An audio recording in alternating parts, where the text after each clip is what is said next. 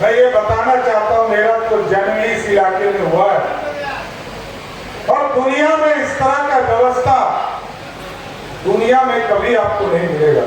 कोई नेपाल का रहने वाला, कोई बांग्लादेश का रहने वाला, कोई भूटान का रहने वाला, कोई श्रीलंका का रहने वाला, और सब बोली एक ही बोलते हैं, बोल बम का नारा है, बाबा एक सहारा। जिस तरह से ऐतिहासिक हमारी ये धरोहर विरासत है, 1000 वर्ष की गुलामी में कई ऐसी बातों को कहीं न कहीं लुप्त करने का प्रयास किया। अजगैबीनाथ को हमको फिर से वो ऐतिहासिक गौरव वातावरण में लाना है और यहाँ के सभी। नमस्कार, मैं हूं कुणाल शेखर और आप देख रहे हैं लाइव सिटीज। 1 महीने तक चलने वाले विश्व प्रसिद्ध सावनी मेले का उद्घाटन बिहार के उप मुख्यमंत्री सम्राट चौधरी और विजय सिन्हा ने संयुक्त रूप से किया है। सुल्तानगंज के नमामि गंगे घाट पर दोनों उप मुख्यमंत्री कई विधायक और सांसदों के साथ पहुंचे और रिमझिम बारिश के बीच सुल्तानगंज में सावन मेले का उद्घाटन किया है। देखिए इस दौरान दोनों उप मुख्यमंत्री क्या कह रहे हैं। मैं ये बताना चाहता हूँ, मेरा तो जन्म ही इस इलाके में हुआ है और दुनिया में इस तरह का व्यवस्था दुनिया में कभी आपको नहीं मिलेगा। करोड़ों लोग, एक बोली बोल बम, एक कपड़ा, कलर भी सबका कपड़ा का एक मिलेगा, और कोई हिंदुस्तान का रहने वाला है, कोई नेपाल का रहने वाला है, कोई बांग्लादेश का रहने वाला है, कोई भूटान का रहने वाला, कोई श्रीलंका का रहने वाला है, और सब बोली एक ही बोलते हैं, बोल बम का नारा है, बाबा एक सहारा। दूसरे कोई चीज और इतने बड़े, मैं तो कहता हूं कि इससे बड़ा सेक्युलरिज्म दुनिया में नहीं होता। लगभग 1 महीने में लगभग 1 करोड़ से अधिक लोग, और मकसद सबका एक ही है, मां गंगा का जल उठाकर और भगवान शिव को जाकर बैजनाथ धाम पे चढ़ाने का काम करना है। ये ताकत मिलती है, ऊर्जा मिलती है, और ये सनातन धर्म है जिसने इस पूरे समाज के लोगों को जोड़ने का काम किया। कई चीजों पर ललित जी ने विस्तार से बताया। लंबे समय से हम लोग इसका काम करते आ रहे हैं, पता नहीं आधा काम हमारा फंस जा रहा है। नमामि गंगे से हम लोगों ने सीढ़ी बनाने के लिए उस समय 100 करोड़ रुपया दिया, वो भी पूरा नहीं हो पाया।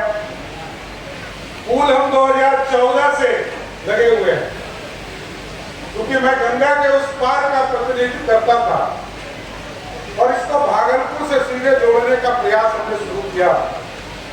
पता नहीं उसको भी ग्रहण लगा, लेकिन एकदम स्पष्ट करता हूं साथियों, एक एक चीज को व्यवस्थित करना है। इस पुल को भी फिर से काम करना शुरुआत कराऊंगा और इस पर चलने का काम किया जाएगा। इसका जांच भी आदरणीय विजय सिन्हा जी यहाँ बैठे हैं, एक स्तर पर जांच की कार्रवाई भी चल रही, लेकिन अब सुपर स्ट्रक्चर, ये स्ट्रक्चर हटाकर पूरी तरह सुपर स्ट्रक्चर जो आप देखते हैं गांधी सेतु पर पूरे लोहे के पूरी स्ट्रक्चर बनाकर इसको करने का काम किया जाए। 2 सुझाव हमने जरूर दिया है। एक सुझाव दिया है कि इस गंगा पर जो पुल बन रहा है इसका सीधा तो तिलकपुर निकलेगा, लेकिन एक स्ट्रेच इस पे उतार कर कांवरिया को गंगा स्नान करने का एक रास्ता भी बनाना है, और साथ ही साथ पूरे सुल्तानगंज जब सावन का महीना होता है, भादो होता है, पूरा सावन और भादो में अस्त व्यस्त हो जाता है।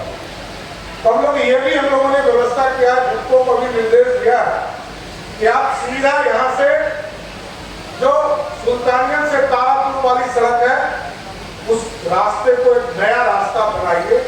कुछ अधिग्रहण भी करने पड़ेंगे, निजी जमीन भी लेने पड़ेंगे, लेकिन जिलाधिकारी से आग्रह करूंगा कि इस पर सहयोग करके ग्रुपों से बात करके और सीधा बोल बम को शहर जाने की आवश्यकता नहीं, सीधा यहाँ से अजगैबी धाम में पूजा करके सीधा यहाँ से सुल्तानगंज देवघर के सड़क पर चले जाए तो सीधा बैजनाथ बाबा के मंदिर में पूजा करने के लिए निकल सके साथ। अभी हम लोग भागलपुर में कई चीजों का काम हम लोगों ने शुरुआत किया। हम आज श्रावणी मेले के पवित्र अवसर पर एकत्र हुए हैं और बाबा की कृपा हमने देखा है कि जैसे राष्ट्रवाद को हम राष्ट्रगान से जिस तरह से सम्मानित करते हैं, हम सनातन के संतान सृष्टि का सम्मान अपने स्वस्ति वाचन के माध्यम से करते हैं।